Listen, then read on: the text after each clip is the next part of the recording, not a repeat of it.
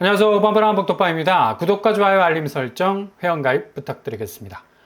분위기가 정말 중요한 건 체감적인 요소가 개입을 많이 하기 때문이죠. 체감적이라는 말만큼 현실을 반영하는 팩트도 없을 겁니다. 아무리 지표가 긍정적인 곡선을 그린다 해도 막상 백업하고 있는 체감적 경기가 좋지 않으면 말짱 꽝이죠.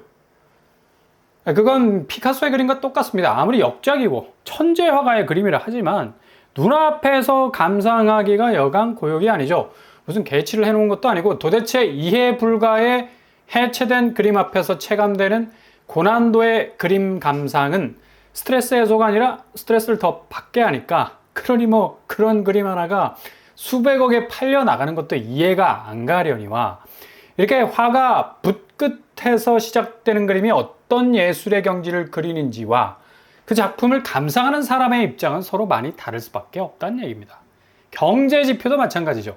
아무리 지표가 그럴싸하게 보여도 막상 현장은 아수라장인데, 그런 지표는 얼마든지 의도에 따라서 해석이 달라질 수 있는 여지가 많으니 별 의미가 없는 건 사실이죠. 바로 지금 미국 경기 침체에 대한 그림이 그렇다는 얘기입니다.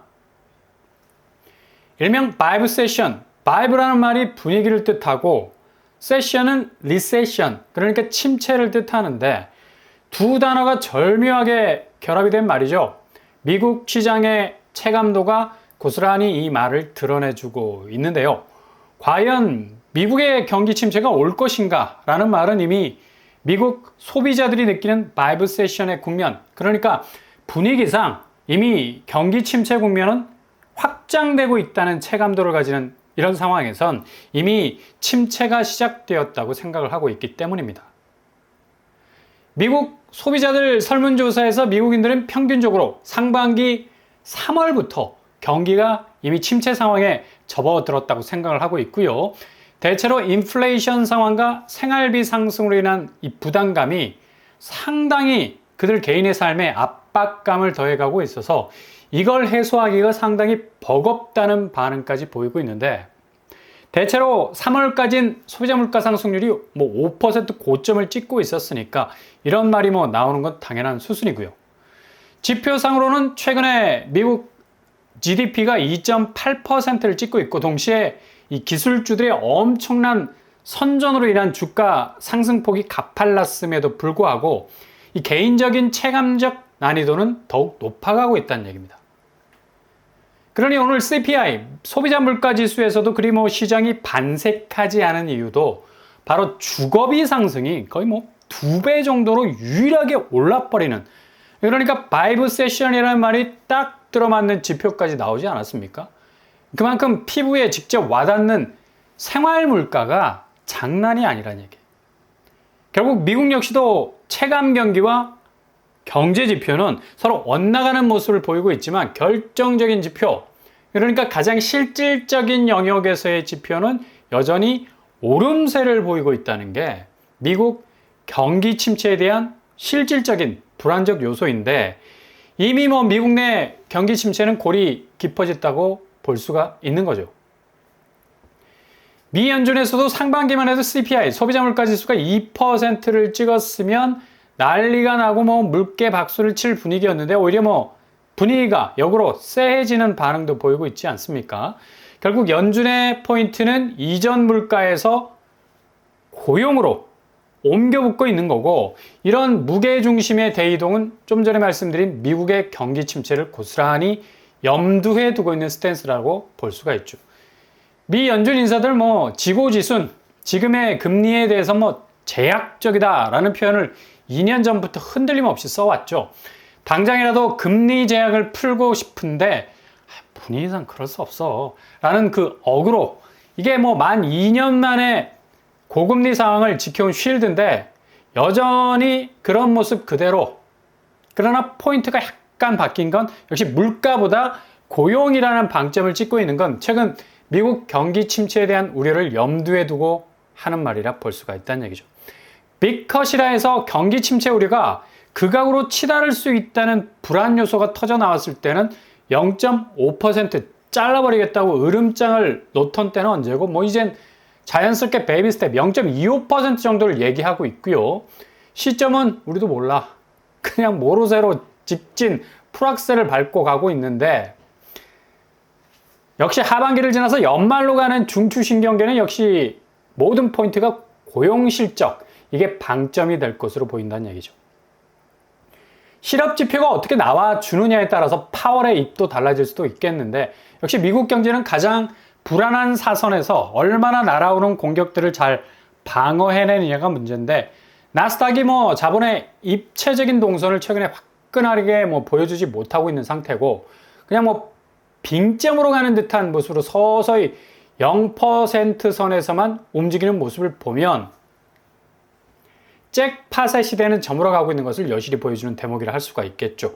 역시 자본시장이 이렇게 한 달 전에 핵폭발하던 모습과는 달리 이거 무슨 쿨다운도 이런 쿨다운이 없을 정도로 완전히 다른 모습을 시현하는 것이 이 본격적인 미국 자본의 이동은 이미 시작되었다는 느낌적 느낌을 갖게 하죠.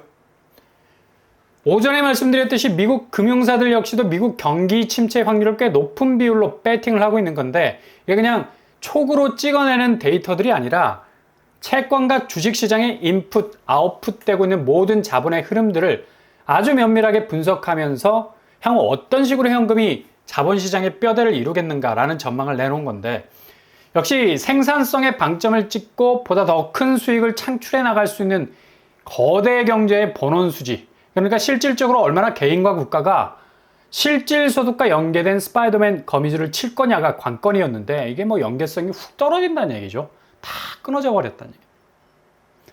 아무리 채권과 주식이라는 자본을 엎어치고 매치고 해도 계산기 두드려 맞자 손실이 크다는 결론이 나올 수밖에 없으니, 이런 침체 국면을 얘기할 수밖에 없는 거고요.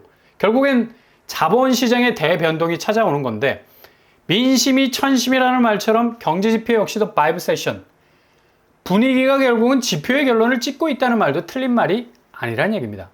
체감 경기가 그만큼 쑥 하고 올라오지 못하는 것도 앞으로의 이 경제 지표가 그리 썩 나아진다는 것을 단적으로 보여줄 수 없는 사막이라는 것을 나타내는 현상이고, 이게 이젠 고스란히 한국의 자산시장에도 지대한 영향을 미치게 될 텐데, 정말 대지형 변화라고 말해도 될 정도로 그동안 박스권 안에 갇혔던 코스피 시장의 자본시장도 그냥 미국 시장과 한국 시장은 똑같은 운명 공동체입니다. 그러나 충격은 한국이 10배 정도 받게 되는, 일단 사이즈에서 엄청 딸리는 자본시장이니까 앞에서 육중하게 무너져 내리게 되면 뒤에 서 있는 자본 구조는 말하나 마나죠.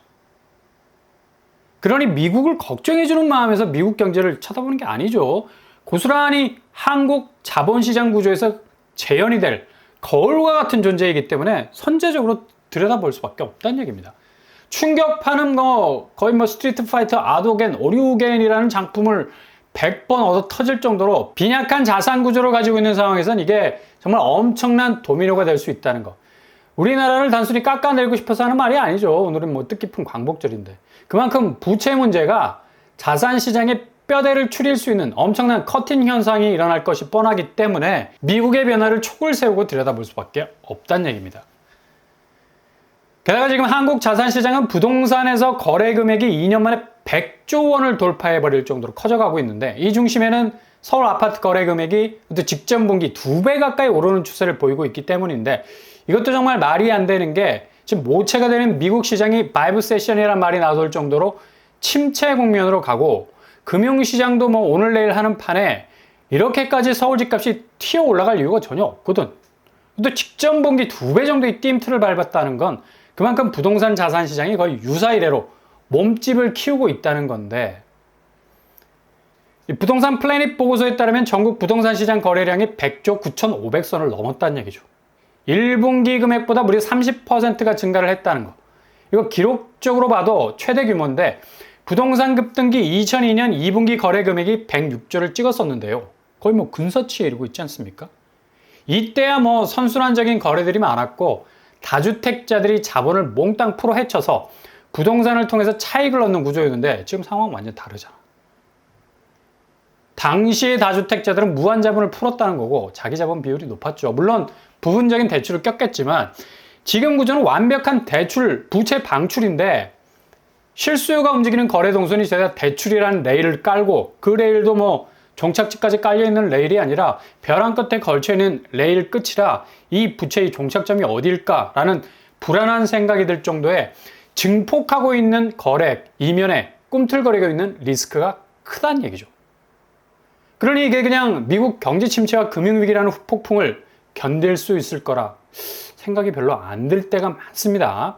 속도면에서 증시 폭락과 비슷한 양상으로 금융의 렉이 딱 걸리게 되면 가차없이 한국 부동산 자산 시장은 끝없는 나락으로 빠질 수밖에 없는 상황이 다가올 수도 있다는 얘기죠.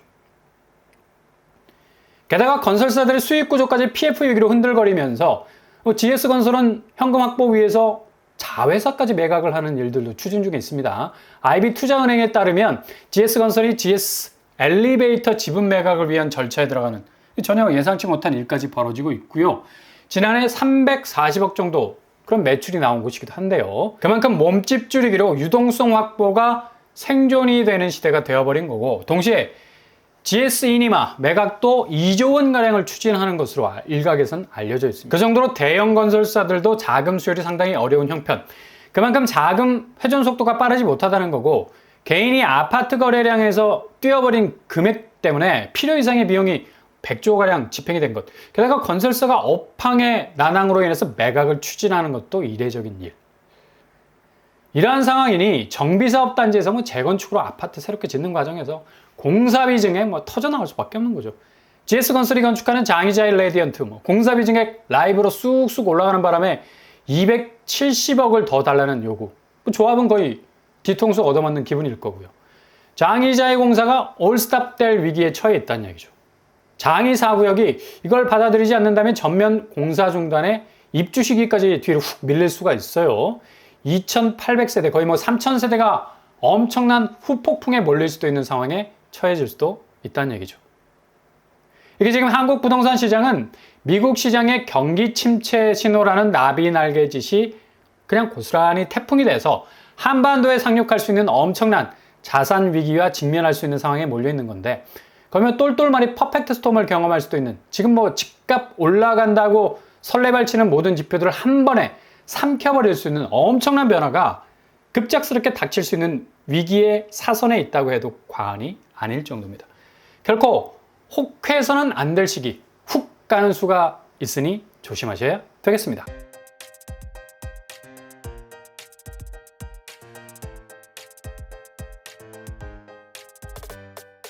오늘의 부동산 캐리커처, 미국의 5 세션, 결국 체감 경기가 극도로 나쁜데 아무리 지표가 좋으면 뭐 하겠습니까?